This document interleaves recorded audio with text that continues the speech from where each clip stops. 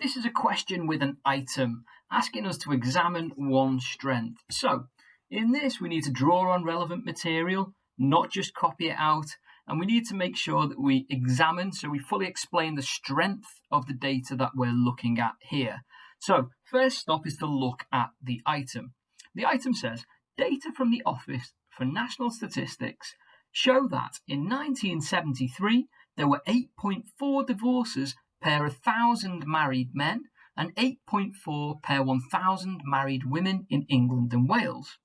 In general, the divorce rate increased over the next 20 years, and in 1993, the figures stood at 14.3 for men and 14.1 for women.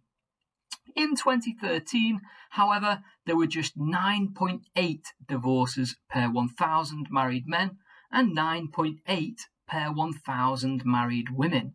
These rates are similar to the divorce rates in the mid-1970s. Now, remember, we don't have to talk too much about the divorce rate here. What we're doing is talking about the strength of this type of data. So we've selected to say, using the item, the one strength of the data being easy to map trends over time. Now, it's quantitative data, numerical data, and it's helpful in terms of being reliable so that you can map something at one point in history and then map it again in the future using the same measure. So our response says, one strength of the data shared in item B is that the quantitative nature of the data makes it easy to map trends and patterns over time. As very similar sets of data have been captured in 1973 and 2013, we are able to clearly see the increase in divorce rate.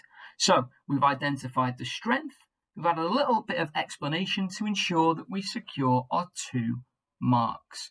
Now the key here is actually using the item, and we've used that when we've mentioned the dates.